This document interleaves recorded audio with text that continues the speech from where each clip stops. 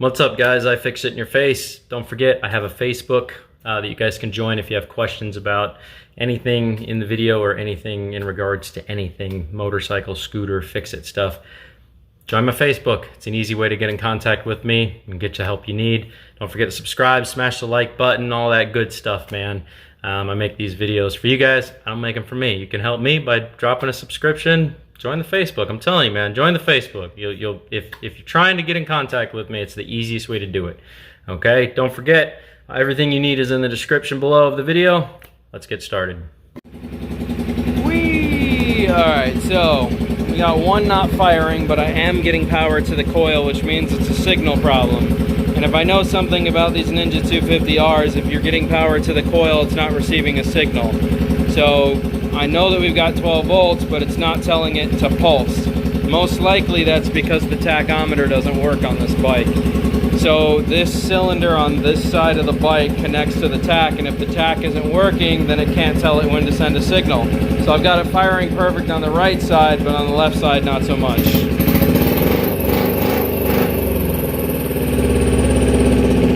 So it'll run that cylinder all day with no issue. So I cleaned the carbs, did all that, got the old oil out of it, got it running. But now I need to get spark on this side, and then I think this bike is pretty good to go. I tested these coils, and I tested the power getting to the coils, and they're putting out 12 volts. So I bought 3 used coils. I'm going to test them all and make sure they're all in working condition. And I have a new one on the way just in case. But with that being said, like my feeder line, I finally went oh shit approved with an actual gas container. You're welcome.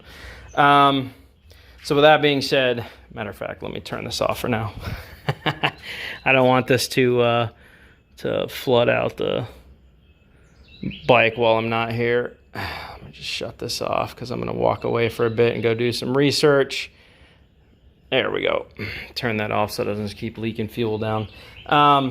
So yeah, that's pretty much where I'm at. I have the bike up and running, which isn't too bad. It's just pulled off every piece of plastic basically it had except for the rear end and a little bit of the front cowl. Pretty much it. After I cleaned the carbs, it started cranking right up. All the lights started working, but the tachometer does not work. And the Ninja 250, or the Ninjet 250, this is what this is. I believe the left coil is operated by the tachometer.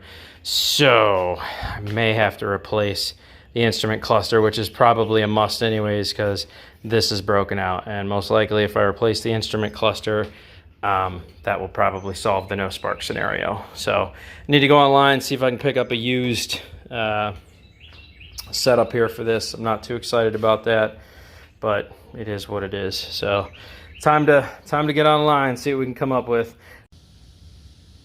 Okay, check it out. I went and some dude on Facebook was selling parting out another Ninja 250R. So remember I was telling you, I think the tach was the problem on this.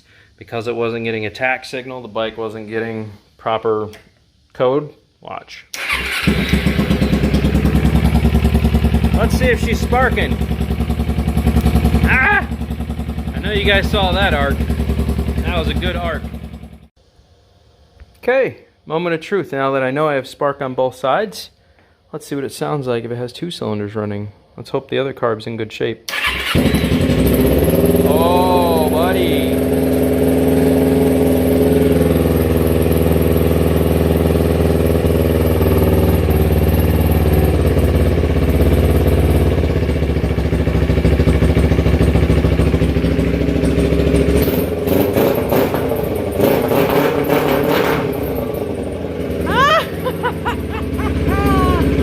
Man, this machine are gonna do bad things. That's what's gonna happen. Oh yeah. Oh yeah. Still stumbling a little bit. I gotta turn the gas back on. I shut the gas off, so go ahead and just turn that back on now. Let's feed her some fuel. Oh yeah. So you can definitely tell she's running on both cylinders now.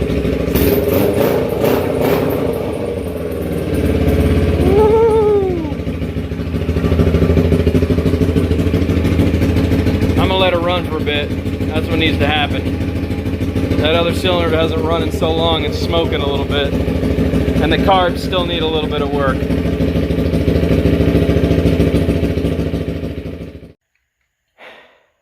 There you go.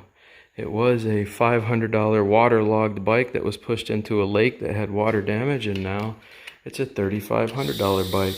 I gotta finish a few things like bringing some of the color back to these mirrors and stuff.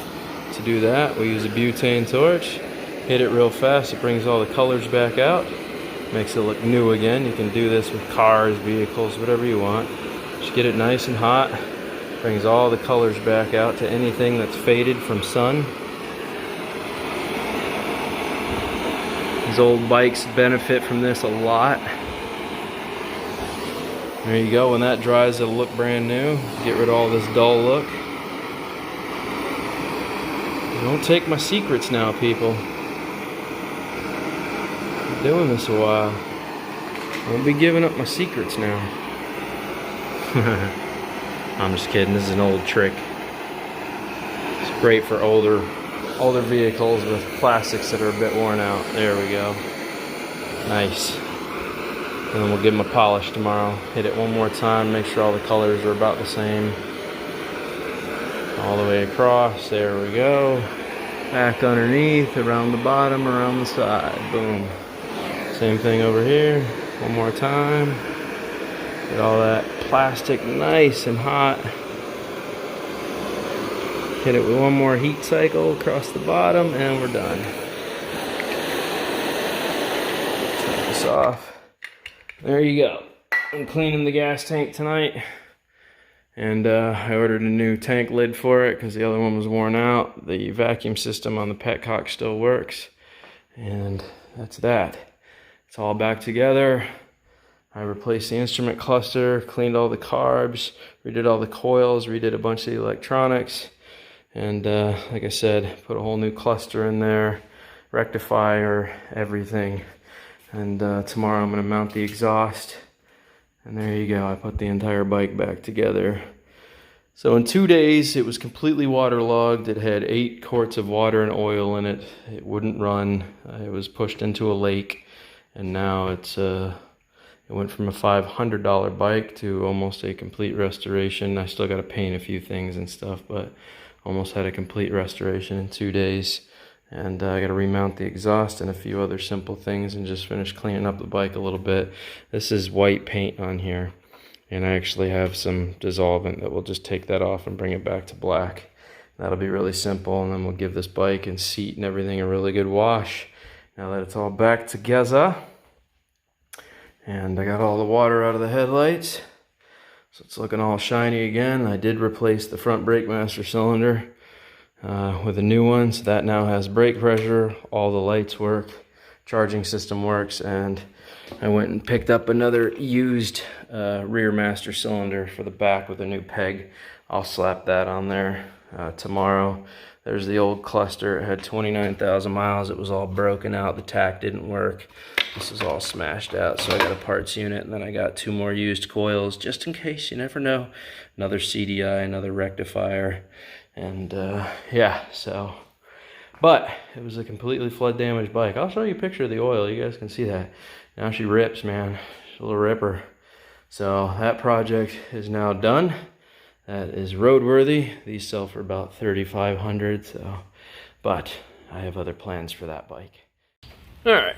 So because I removed the stock air box, I had to create constant velocity still, but no pod filters. And I still need to put a square over the top of this and then cut a hole in the back of the square. That way there's concentrated air. But I had to create filter systems, so there you go. And I still have to oil them, but perfect startup. Sounds happy. Taking the whole rev limiter now. Oh yeah, she's happy.